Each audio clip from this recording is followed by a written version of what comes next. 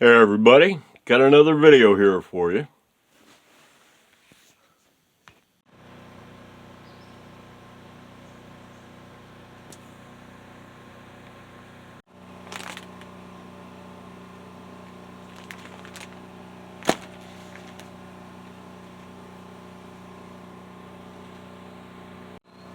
So, just had yet another string break.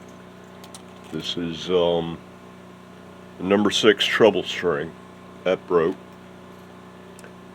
Yeah, I've only gotten as far as I haven't even gotten 4 strings on this thing, and 3 of them are broken. Or 4 strings tightened back up, and 3 of them are broken. So I think I'd have to say that locking tuners are definitely unkind to guitar strings when it comes to string reuse. I think what's going on is, first of all, they're doing the pinch thing, which is hard on it. But above and beyond that, on a non-locking tuner, you're going to wrap this thing around the post a few times before you come out to the bridge. And that's going to help spread the load so that this little bend right here where it goes into the hole through the post isn't taking a whole lot of load and isn't really that sharp. Lots of times the string will kind of curve around and then out and around the post, as opposed to making a really hard bend like they do with these things, because you're barely tightening them up in order to bring it up to tension. So that puts a harder kink into the string right here, where it makes that turn after it comes out of the hole, and just back and forth a couple times and boom, they snap right off. So that definitely would be an argument in favor of using the barrel type tuners instead of the locking tuners for like a 6 string. They don't really make anything that's appropriate for doing a 12 string barrel tuner, but for 6 strings, it's you're not going to have that kind of issue with a barrel tuner. With a barrel tuner, you don't like a locking tuner. You don't have a whole lot of range between I've just put the string in and I'm fully at tuning tension.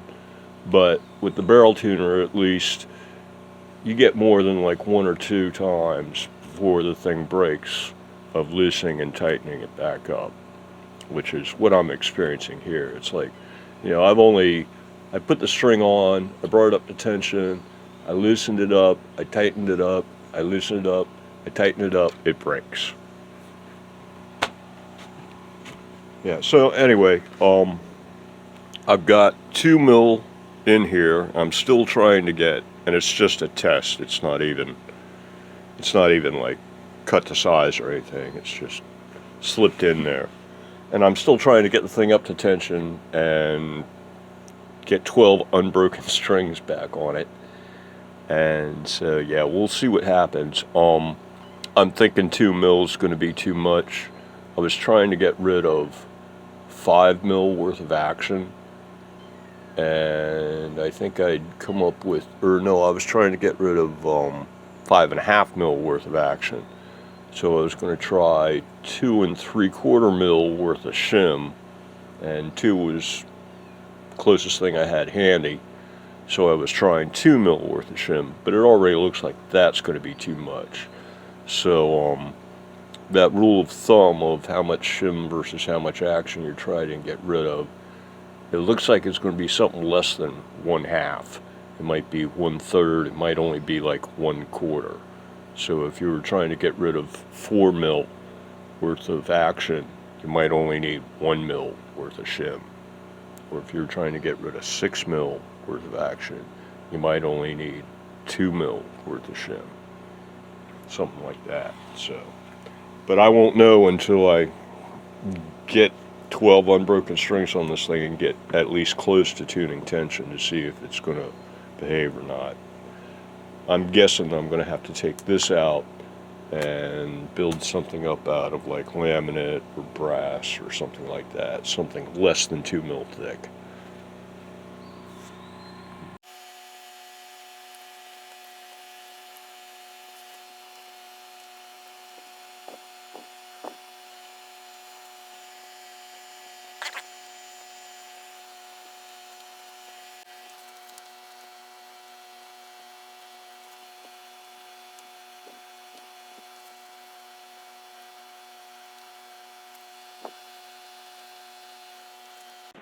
Okay, I think I'm making progress. Action, well, number 6 is close to tension, and action all along it is looking pretty good. The bridge is up maybe less than 2 mil. I'm currently running 3 pieces of brass laminated together with CA glue. It looks like the ratio for how much action you want to get rid of versus how much shim you need to add is going to be somewhere in the neighborhood of 4-to-1 or 1/4, because I'm running what clocks in at 1.29 mil or 1.3 mil worth of shim with the 3 pieces of brass laminated together, and I was trying to get rid of 5.5 mil worth of action. So that works out to 26%, which is pretty close to 1/4. So if you're trying to get rid of 4 mil worth of action, about 1 mil worth of shim seems to be what it's looking like for the rule of thumb, at least for this case. I'll have to, try it on the next build kind of a thing, but yeah.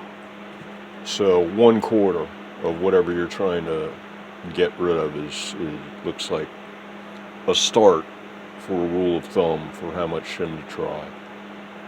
And the other thing is, when I was doing the brass and laminating the little strips together, because they were only 5 mil by 30 mil by 0.46 mil, and if you take the CA glue and the toothpick and just lay like a film across your shim, then when you glue them together, once it's glued together, your glued thickness will be the same as your unglued thickness, and you won't have the CA glue adding thickness to your shim.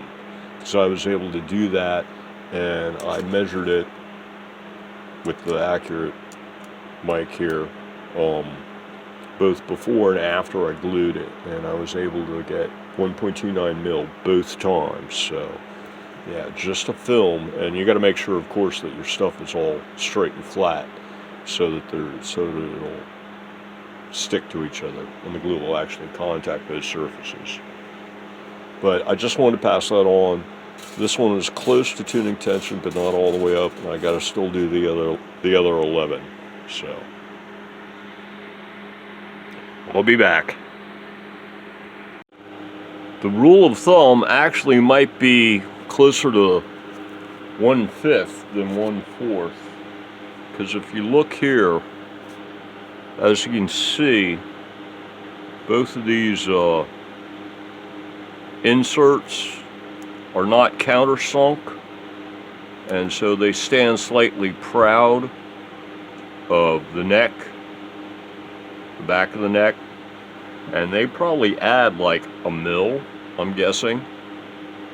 So this 1.3 mil shim up here, which is not under the insert, it's in front of the insert, just between the 2 pieces of wood, that's only about the equivalent of say these inserts were flush, that would only be the equivalent of 0.3 mil worth of shim in order to almost handle 5.5 mil of excessive action. So yeah, it could be much less than 1/4. That would put it somewhere around, well, let's see, it's almost perfect, so maybe 0.5 mil would make it perfect, which would make it true, or like 1/10, something like that. So yeah, maybe the rule of thumb is that it's going to be somewhere between 1/4 and 1/10, but it might be closer to 1/10 than 1/4.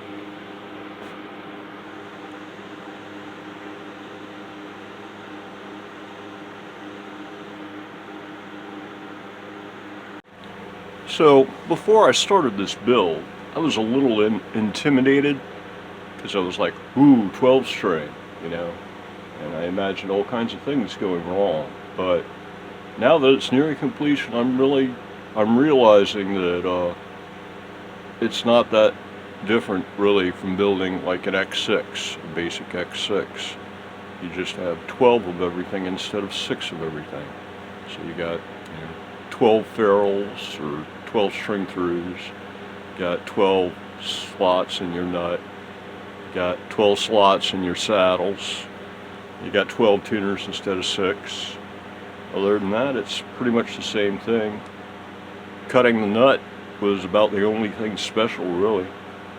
And yeah, so it's nothing to be afraid of, really. Nothing to be afraid of. Build one. Yeah, and having to play the neck shim game was the price I paid basically for deciding to use this live edge knot right here in the guitar body. And that's the reason why I'm getting just a little bit of flex. So I'm just still waiting for it to get all the way up to the final string, bringing it up to tension, and just have the whole thing break right there. But wait and see. Well, I've hit another snag. It's up to tuning tension, and it's starting to get in tune, but the strings are not stretched, so. But yeah, it's getting there. It doesn't have enough neck shim yet. The bridge is all the way down. But the fingerboard has started to separate from the neck right here. So, and it does make a hump in the fret plane. So I'm going to have to try to fix that. I'll have to loosen up all the strings again and take the neck entirely off the guitar and try to put some glue in there and then clamp it down and cross my fingers. Otherwise, a new neck, maybe.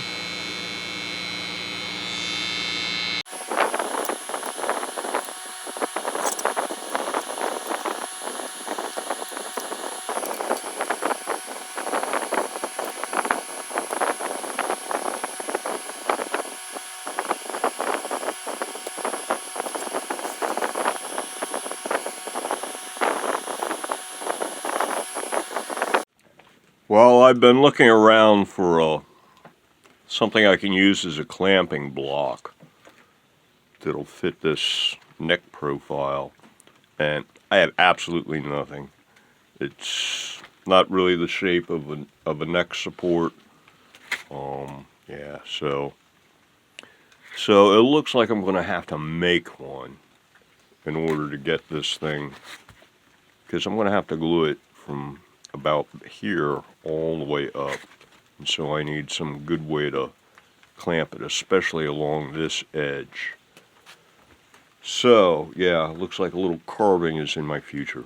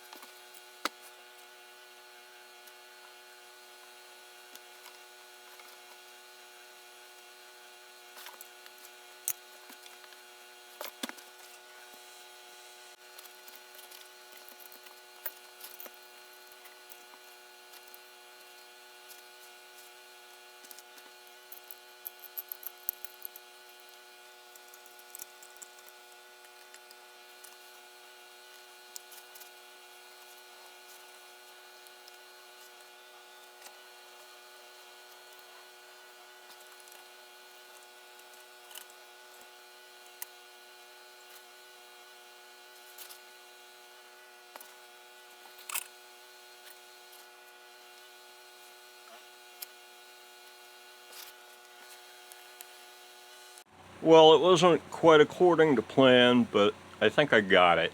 I was able to get them situated enough to get this side to actually clamp together, and I achieved squeeze out, so I know I'm there. So now I just wait.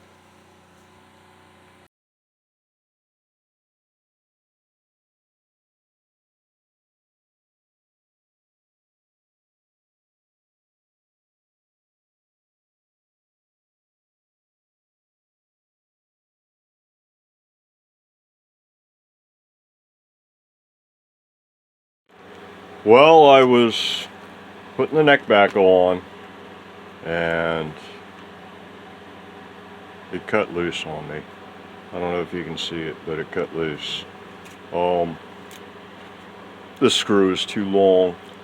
Once you torque it down, it starts pushing on the fingerboard, on the back of the fingerboard, and that's what makes the fingerboard pop loose from the neck. I'm going to have to re-glue it and grind like 5 mil off the end of this bolt.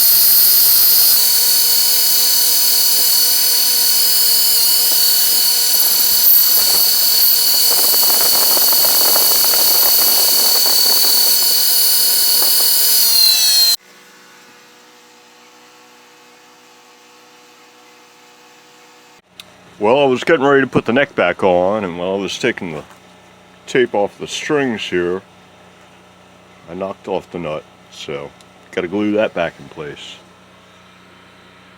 Good enough. I don't really want to squish this in the vise, actually. Okay, I think that's going to do it for this video. So until the next one, everybody, have a good one.